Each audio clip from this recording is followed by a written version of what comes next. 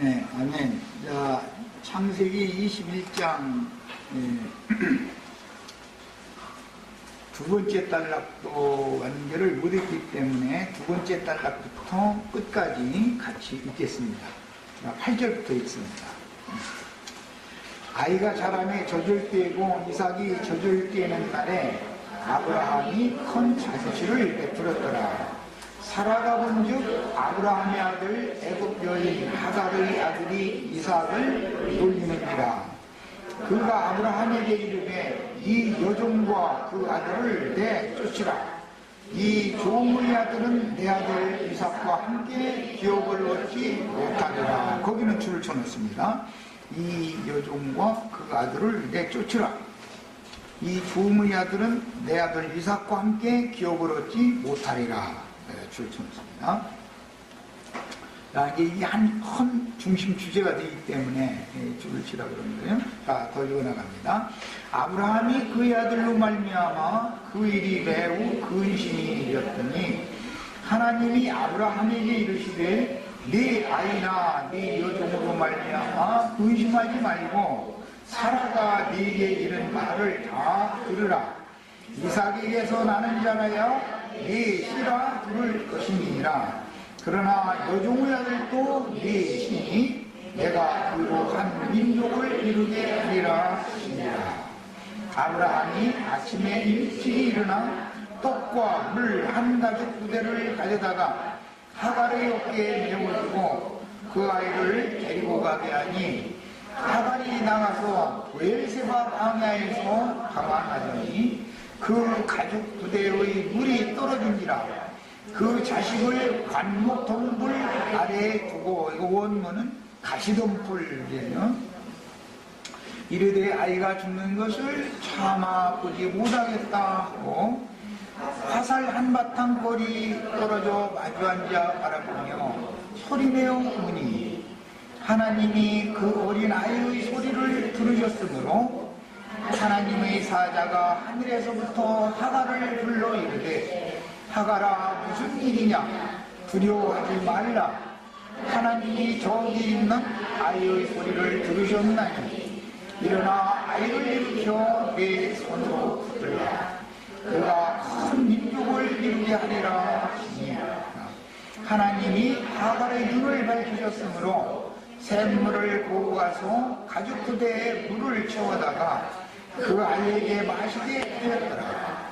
하나님이 그 아이와 함께 계시되 그가 장성하여 광야에서 거주하며 활 쏘는 자가 되었더니 그가 바란 광야에 거주할 때에 그의 어머니가 그를 위하여 애굽 땅에서 아내를 얻어주었더라.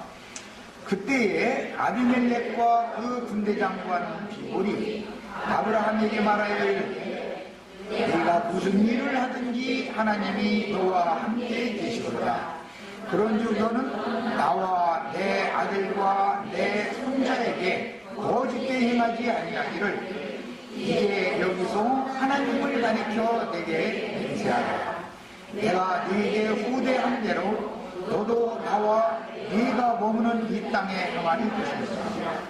아브라함이 이르되 내가 맹세하리라 하고 아비멜렉의 종들이 아브라함의 우물을 빼앗은 일에 관하여 아브라함이 아비멜렉을 책망하며 아비멜렉이 이르되 누가 그리하였는지 내가 알지 못합니다. 너도 내게 알게 하지 아니하였고 나도 듣지 못하였더니 오늘에야 들었노라. 아브라함이 양과 소를 가져다가 아비멜렉에게 줘 두 사람이 서로 언약을 세우니라. 아브라함이 7 암양 새끼를 따로 놓으니 아비멜렉이 아브라함에게 이르되 이 7 암양 새끼를 따로 놓으면 어찌미냐. 아브라함이 이르되 너는 내 손에서 이 암양 새끼 7을 받아 내가 이 몸을 판 증거를 삼으라. 두 사람이 거기서 맹세하였으므로 그곳을 브엘세바라 이름하였더라. 그들이 브엘세바에서 언약을 세우매 아비멜렉과 그 군대장관 비골은 떠나 블레셋 사람의 땅으로 갔고 아브라함은 브레세바에 에셀나무를 심고 거기서 영원하신 여호와의 이름을 불렀으며 그가 블레셋 사람의 땅에서 여러 날을 지냈더라. 아멘. 네, 자료를 다 해드렸는데 내용이 상당히 많네. 내가 오늘 다시 읽어보니까 이 내용을 소상하게 다 다루기는 어렵고 간략간략하게 문장에 따라서만 2시간 동안의 말씀을 나누겠습니다. 오늘 이제 2달락 말씀을 읽었는데 가장 중요한 내용은 줄쳐놓으라고 했던 말씀이 있어요. 육적 장자였던 이스마엘은 요종이며 첩의 신분인 어머니에서 낳죠. 그런데 사라가 나중에 5년에 이 아들 이삭을 낳았기 때문에 이제는 기업을 누가, 아브라함 집의 기업을 누가 받을 것이냐 하는 문제가 이제 대두가 된 거예요. 그런데 사라가 하갈 여종과 그 아들 이스마엘을 아브라함 집에서, 사라의 장막에서 내쫓으라 그랬어요. 참 너무너무 중요한 말이죠. 신약에서 이제 잘 생각해 보세요. 어떤 사람들은 그 나라를 빼앗기고 바깥 어두움에 쫓겨난다 그랬어요. 다 믿는 사람들이고 하나님의 아들인데 아브라함의 아들이죠. 이 사람도. 이 여자도 공식적인 하나님이 주신 배필의 아내는 아니지만 어쨌든 아브라함에게 아들을 낳아준 그 첩의 신분이지만 아브라함의 여자잖아요.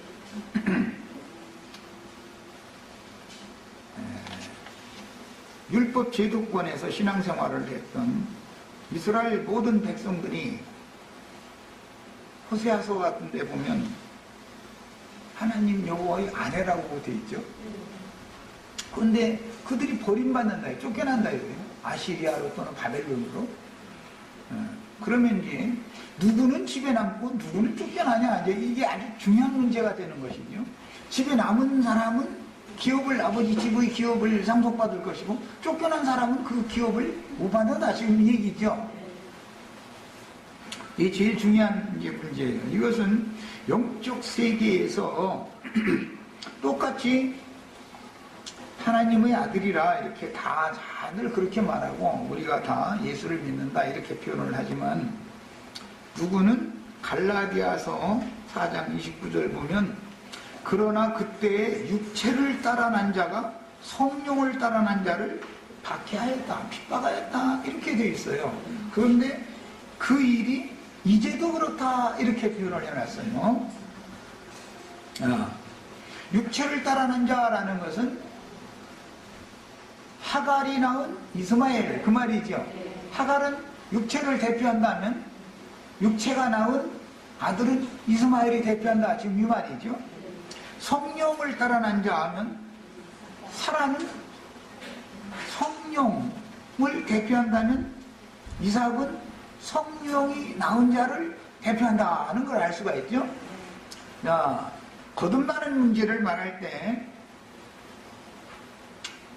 살리는 것은 영이니 육은 무익하니라 이 말씀을 요한복음 3장에서 예수님이 하시면서 성령으로 난 것은 영이니 육은 무익하니라. 자, 이렇게 했어요. 자, 이런 예수님의 말씀이 예수님이 그냥 갑자기 지어내서는 말이 아니란 말이에요. 구약성경 창세기 21장에서 예수님이 영감을 가지고 영으로 해석해서 선포하신 말씀이다 이거예요. 그러니까 이제 위로부터 난 자와 아래에서 난 자라는 성경 용어에 대해서 다 관심을 가지셔야 되겠죠. 먼저 세상에 보냄을 받는 것은 아래에서 난 자가 먼저 오죠. 두 번째, 동생이지만 하늘의 장자권이 있는 자는 위로부터 나야죠, 당연히. 여기 위로부터 나지 않은 사람이 여기 앉아있으면 안 되는 거죠. 그러니까 이게 너무 중요한 거예요. 위로부터 난 자들은 위에 있는 예루살렘이 어머니일 것이고 하늘의 시온산과 예루살렘의 이른 자들일 거단 말이야. 위에서 난 자들이라면 이미 하늘에 안서진 마 되어짐으로부터 신앙생활이 출발이 되는 거죠. 이게 그렇게 중요한 문제인 거예요. 다 우리도 거듭났다 그러는데 너희는 너희 마위로부터 났고 너희는 아래에서 났다. 나는 위에서 났고 너희는 아래에서 났다. 예수님이 이렇게 말씀하실 때 괜히 하는 말이 아니다 이거예요. 창세기 21장에서 인용하는 말씀이다 말이에요. 말하고자 하는 의도가 있는 건 아닌데 지금부터는 아래에서 난 자들은 당연히 하갈과 이스마엘로 대표가 되어졌고 위에서 난 자는 사라와 이삭으로 대표가 되어졌기 때문에 사라와 이삭은 아브라함 집에서 거하지요. 하갈과 이스마엘은 아브라함 집에서는 쫓겨난단 말이에요. 그럼 어딘가가 거할 때가 있어야 될 거 아니에요. 어디에 거한다고 그래 돼 있느냐? 오늘 말씀 21절을 잘 봅니다. 그가 파란 광야에 거주할 때 그 여미가 그를 위하여 애굽 땅에서 아내를 얻어 주었더라 그랬어요. 여기 파란 광야라는 이 용어를 잘 처음에 아브라함 집에서 쫓겨났을 때는 브엘세바 광야를 방황하고 맴돌았었죠. 그런데 실제 거주하는 거처는 파란 광야에 가서 기업을 갖게 되었죠.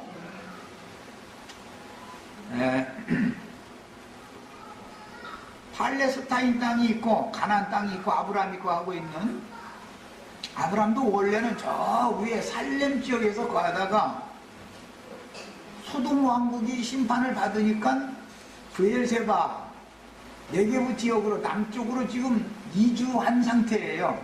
브엘세바가 있는 들로 광야로 이주를 해서 아브라함이 거기서 에셀나무를 심고 거기서 오래 살았다 이렇게 돼 있어요. 이제 실제로는 이삭도 야곱도 그 브엘세바 아브라함의 집 사라의 장막에 들어가는 것이 기업을 얻는 것이죠. 실제로는 이제 구약 성경에서는 이렇게 돼 있어요. 그런데 그 브엘세바 광야에서 애굽으로 가려면 시나이 반도라고 하는 걸 반드시 거쳐가야죠. 시나이 반도 광야라고 그래요. 신명기에 보면 크고 두려운 광야, 불뱀이 나오고 여러 가지 얘기들이 있었던 그 광야를 거쳐야 애굽에 가는 거예요. 그런데 이제는 이제 이 오늘 읽은 말씀에서 보자면 문제는 하갈과 이스마엘을 내보낼 때 그냥 쫓아낸 게 아니라 물 한 가죽 부대와 떡을 조금 먼저 주어서 내보냈어요. 예수님이 이 세상에 보내심을 받았을 때 자기 땅, 자기 백성들에게 보냄을 받았으니까 자녀의 떡을 누구한테 먼저 줘야 되는 거예요? 자기 동족 육적 장자들한테 주는 거잖아요. 이스라엘 백성들에게. 그런데 가나안 여자였던 수르보니게라는 말은 수리아 사람하고 혼혈되어진 사람이란 말이야. 수르보니게 여인, 수리아 사람과 이스라엘 사람이 혼혈되어진 사람. 그래서 이제 유대인들은 개 취급을 했단 말이에요. 그래서 예수님도 수르보니게 여자 보고 개라고 그랬죠. 그러니까 수르보니게 여자는 맞다고 내가 개라고. 그래도 개는 주인 상에서 떨어지는 부스러기를 먹습니다. 이렇게 답변을 했죠.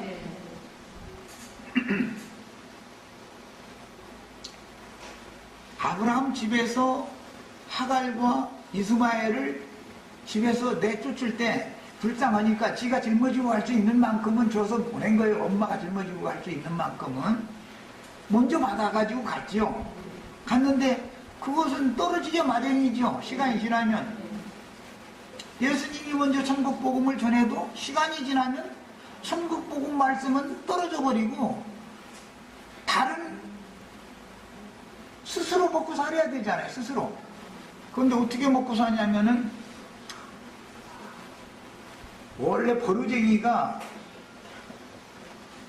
브엘세바 광야에서 방황할 때도 새끼를 딸렸으니 애미가 이걸 죽일 수도 없는 일이고 이걸 어린 걸 길러서 살자니 이 집주절도 없는 상황에서 내몰렸으니까 곤란하고 그러니까 아주 머리도 굳하고 얼만큼 떨어진 데서 서로 앉아서 울었다 했어요? 화살이 쭉 나갈 수 있는 거리만큼 이렇게 마주보고 앉아서 거기서 서로 쳐다보고 울었다는 거예요. 그 말씀에 암시를 딱 해놓고 나서는 파란 광야에 거하면서 뭘로 먹고 살았다겠어요 이제? 활 쏘는 자가 되어서 먹고 살았다 이렇게 돼 있죠? 성경이라는 게 참 뭔가 말하는 의도가 참 재밌어요.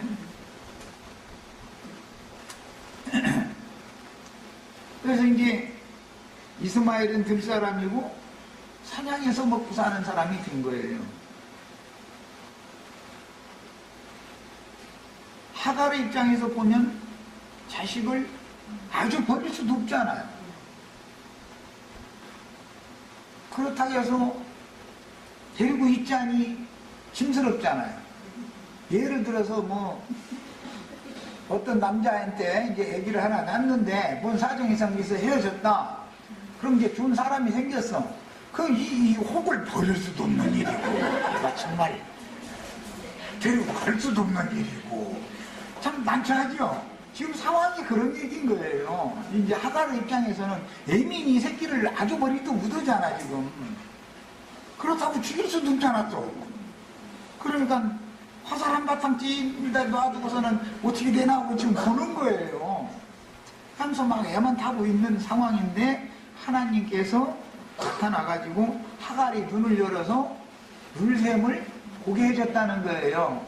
그래서 그 물샘을 발견함으로 인해서 죽지 않고 살 수 있게 된 거죠. 이제 음식은 광야에서 뭐 나는 대로 이제 먹었을 것이고 뭐 어쨌든 물을 먹어야 사니까 이제 여기서는 물을 주로 이제 다뤘는데 그랬는데 나중 22절에서 34절 사이의 말씀을 이렇게 보면은 블레셋 족속의 왕인 아비멜렉과 그 군대장관 비볼이라는 말은 장대하다, 위대하다 그런 뜻으로서 나중에 블레셋의 장군 누구죠? 골리앗에 대한 예표의 사람이란 말이에요. 사울도 바울 되기 전에는 이 비볼 장군이었죠? 이해 다 하셨어요? 대배당 목사님들이 다 지금 비볼 장군이죠? 아니 뭐 저 이해 안 되시면 그냥 이것은 뭐 여기에 초점을 맞추는 게 아니니까. 그런데 예배당 목사님이 아무리 큰 자라도 우리 윤자매님한테 꼼짝 못 오는 날이 오게 돼 있어요. 그게 이제 이 얘기를 하는 거예요. 결국은 다윗이 이기는 거예요. 그런데 이 비볼 장군이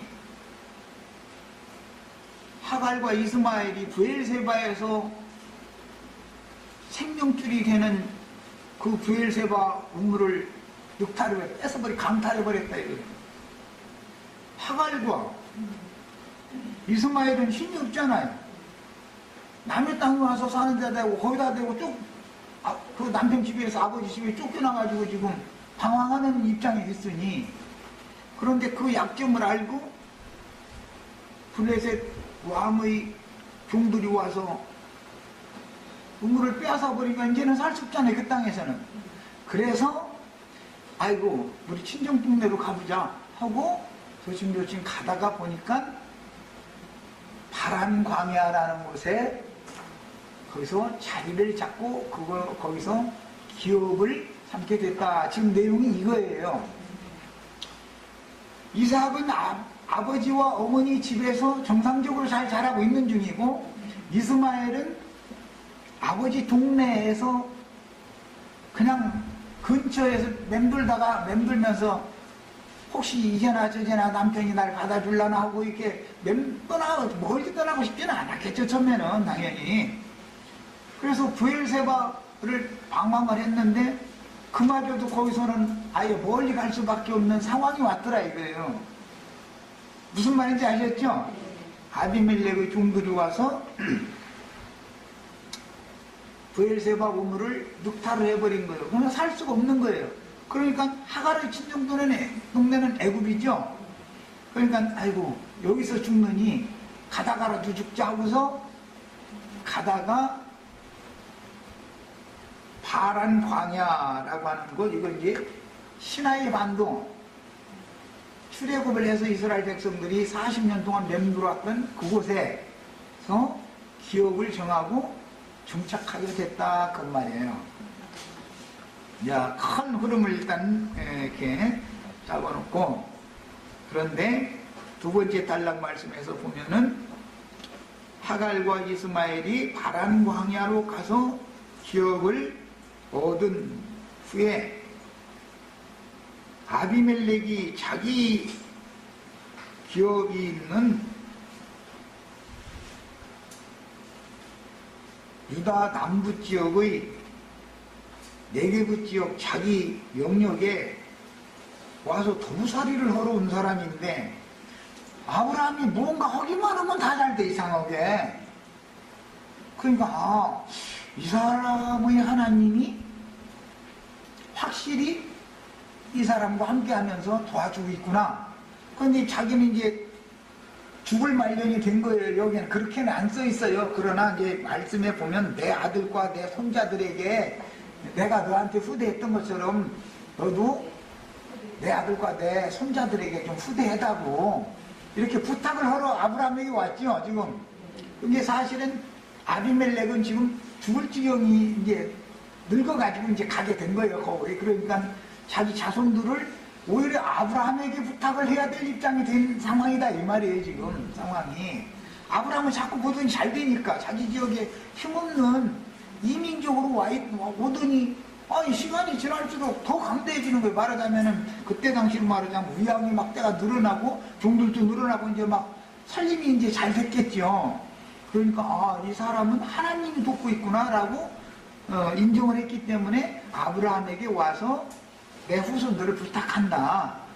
너는 내 땅에 와서 살았지 않냐. 여기서 지금 잘 된 거 아니냐. 그러니까 땅을 걸고 자기 후손을 아브라함에게 지금 부탁을 하는 거예요. 그러니까 아브라함이 맹세를 해가면서 한 가지 문제를 제기를 하는데, 너 전에 나와 내 종들이 한 이 브엘세바 우물을 이 종들이 늑탈해서 강탈해 가가지고 내 처보고 내 육적 장자하고 지금 이 동네에서 살도 못하고 어디로 가버렸는데 그 얘기를 이제 제시를 하는 거예요. 그러니까 그래? 난 그때는 못 들었는데 그 진짜로 못 들었는지 뭐 순서를 부리는 소리인지 뭐 그건 내용은 안 나와 있지만 어쨌든 그래가면서 우물 문제를 가지고 먼저는 아비멜렉 왕이 자기의 기업인 땅을 담보로 삼아서 자기 후손들을 부탁을 하는 말을 했고, 아브라함은 좋다, 그건 맹세를 하자. 네가 나를 후대해 준 것처럼 나도 네 후손을 그렇게 후대해 주겠다라고 이제 약속을 하는 거예요. 그 약속과 동시에 아비멜렉의 종들이 빼앗았던 브엘세바 우물을 되찾기 위해서 이 우물은 분명히 아브라함의 것이다 라고 네가 인정을 해줘야 된다. 그러려면 아브라함이 땅값으로 의향을 냈고 맹세를 해야 되니까, 그 사람 땅이니까 원래 지금 사는 땅이. 그래서 의향을 가지고 그 땅을 사는 얘기를 앞에 나오고, 그 다음에는 땅만 있어도 거기 광야니까 메마른 땅이니까 우물이 없으면 못 살잖아요. 그래서 오아시스라고 그러는데 현대어로는 그러죠. 광야에서는 그 오아시스가 없으면 못 사는 거니까 그 오아시스 우물을 부엘세바 오아시스를 아브라함이 주인이라 하는 것을 인정을 네가 해라 하고 암양새끼 7을 별도로 또 주고 그 우물을 다시 사는 거예요. 원주인이 다시 되찾는 거죠. 그러니까 자, 이제 오늘 두 가지 내용이 이 내용이에요. 네, 자료로 들어갑니다.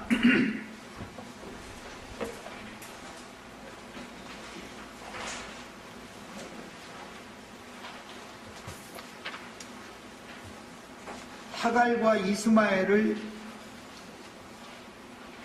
쫓아내라. 그러니까 그 본부인인 사라가 쫓아내라. 그러니까 아브라함이 이제 걱정이 되는 거예요. 어쨌든 뭐 자기 정실 부인은 아니지만 뭐 자기 자식을 낳아준 여자인데 그 여자하고 또 오늘날까지 이삭 낳기 전에는 소망을 그 이스마엘한테 두고서 소망을 두고 지금 살았던 거 아니에요. 정이 담뿍 들은 상태잖아요. 그런데 쫓아버려 이러니 참 입장이 얼마나 난처하겠어요. 그래서 남자는 이 얘기 좀 그렇지만 남자는 본부인한테는 만약에 첩과 첩자식 있어도 그 문제를 가지고 본부인 들고 일어난 남자는 입장만 난처해야지 어떻게 해결을 못해요. 이것은 세상사 인심이 다 그렇지요.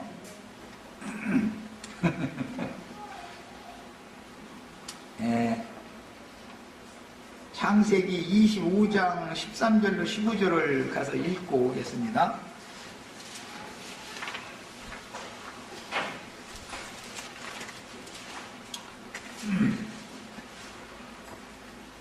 아브라함이 후초를 맞이할 25장 여기 12절부터 읽겠습니다. 사라의 여종 애굽인 하갈이 아브라함에게 낳은 아들 이스마엘의 족보는 뭐하고 이스마엘의 아들들의 이름은 그 이름과 그 세대대로 이와 같으니라. 이스마엘의 장자는 느바요시요. 이스마엘이 이제 맏아들부터 시작해서 이스마엘의 아들 몇 명 나요? 12방백. 그게 아버지가 되게 해준다고 이미 21장에서 이게 약속이 돼 있죠? 그러니까 이제 그 12명 아들을 읽어보려고 그러는 거예요. 이삭에게서 나는 자라의 넷이라 그랬는데 이삭이 난 자는 야곱이고 야곱도 12아들을 낳아가지고 12지파와 12방백이 지금 다투게 되는 얘기죠. 끝까지. 기독교 개화와 우리 형제자매들 위로부터 나서 위의 기업을 차지할 사람들과 아래에서 나서 아래의 기업을 차지할 사람들이 계속 지금 현상세계 우리가 현재는 아래에 있잖아요. 이렇게. 영은 위에서 낳고 위에 있지만 이러다 보니까 박해를 안 받을 수도 없는 일이고 왜 서로가 박해하고 쫓아내고 이 난리를 왜 죽이는 거예요? 기업 문제 때문에 기업 문제 때문에 우리 형제자매님들은 하늘에 간직한 기업을 다 받으셔야 되는 거예요. 새하늘과 새 땅의 기업을 받으셔야 되는 거예요. 처음 하늘과 처음 땅의 기업은 이스마엘 12방백이 받는 거예요. 새하늘과 새 땅의 기업은 야곱의 12지파가 받는 거예요. 상징이요. 구약시대에 반드시 2지파가 있었고 2방백이 있었단 말이에요. 12지파가 있었고 12방백이 있었어. 이런 것처럼 신약시대에도 육에 속한 자들의 교회가 있고 땅의 교회가 있고 지상교회라고 하는 땅의 교회가 있고 하늘의 장자교회, 하늘교회, 천상교회가 있죠. 이 구약시대에 두 부류가 있었으니까 신약시대에도 이런 일이 있는 거예요. 우리가 왜 이런 신앙생활을 하게 되는지를 근본 이치를 알아야 되는 거예요. 근본 이치를. 우리는 위로부터 나서 위에 있는 자들이에요. 하늘에 앉혀진 자들이에요. 그래서 아래에서 나서 아래 땅의 기업을 갖고 있는 사람들한테 항상 믿음 문제로, 신앙 문제로, 하나님 섬기는 문제로 다른 것 때문에 미워하는 게 아니에요. 지나가는 아저씨가 나 미워할 리는 없어요. 신앙 문제 때문에 죽이고 살리고 이 문제가 나오는 거예요. 이것이 계속 반복되는 이치를 알아야 된단 말이에요. 근원을 알아야 되거든지. 자, 25장 13절 이하 이제 읽어갑니다. 장자는 느바요시요, 두 번째는 게달, 세 번째는 앗벨, 네 번째는 밉삼, 다섯 번째는 미스마, 여섯 번째는 두마, 일곱 번째는 마사, 여덟 번째는 하닷, 아홉 번째는 데마, 열 번째는 여둘, 11번째 나비스, 마지막 12번째 게드마. 이렇게 돼 있어요.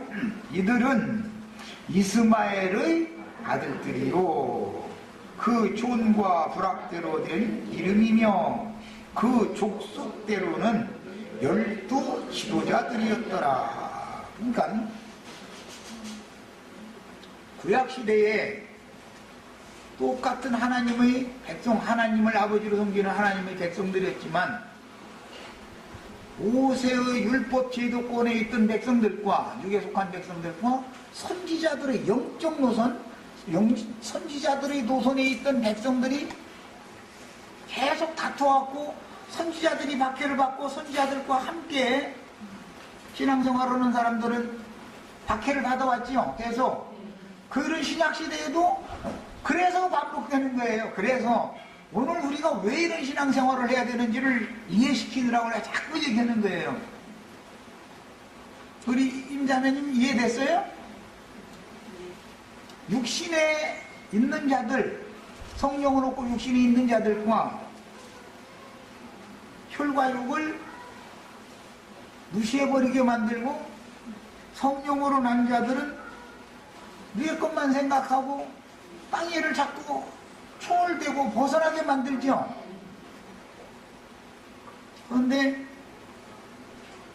구약시대에는 땅의 일을 벗어나는 사람들은 이삭에게서 나는 자라야 넷이라, 아브라함의 시란 말이야. 야곱이 낳은 12아들들이에요. 그래서 하늘의 장자권은 아브라함의 하나님, 이삭의 하나님, 야곱의 하나님인데, 땅의 장자권은 이삭이라고 하는 과정 다음에 야곱이라고 하는 과정을 거치지 않고, 세 번째 과정을 거치지 않고 아브라함이 이스마엘을 낳고 12방백을 다 놔버리는 거예요. 이스마엘 12지파는 4대 만에 나오죠. 4대가 되죠. 아브라함, 이삭, 야곱이 12지파를 낳으니까. 그런데 12방백은, 이스마엘의 12방백은 이스마엘이 직접 12명을 놔버린 거예요. 광야에서. 한 대가 짧아요. 그래서 이슬람 교인들은 뭐라고 말하죠? 하나님께 기도를 하면 아브라함의 하나님, 이스마엘의 하나님 이렇게 말하지, 느바요스의 하나님, 뭐 누구의 하나님, 12지파 쭉 이렇게 가면서 이렇게는 안 해요. 그들은 한 대가 딱 빠져버렸어요. 이해하셨어요? 네. 이스라엘 12지파는 아브라함, 이삭, 야곱을 거쳐서 나오는 거예요. 이스마엘의 12방백은 아브라함, 이스마엘 바로 이렇게 되는 거예요. 그래서 나중에 이제 창세기 저 뒤에 가서 아람 족속들이 야곱과 계약 체결을 할 때 자기들의 하나님의 이름으로 맹세를 하는데 보면 내 아버지 이삭, 그 아버지 아브라함이 섬기던 하나님, 야곱은 이렇게 기도하죠. 그런데 아람 족속들은 아브라함의 하나님, 이스마엘의 하나님일 뿐이야. 그냥 한 대가 없어.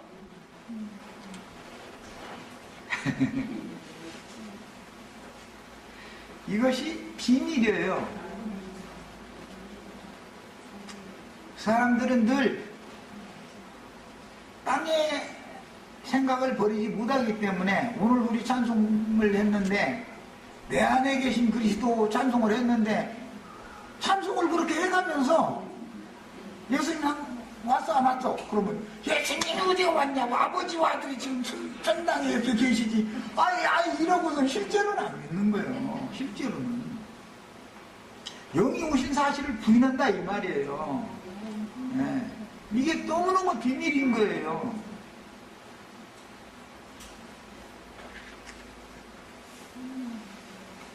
이삭에게서 나는 자만 아브라함의 자손이 아니고 여종의 아들 또 넷이다 그랬단 말이에요.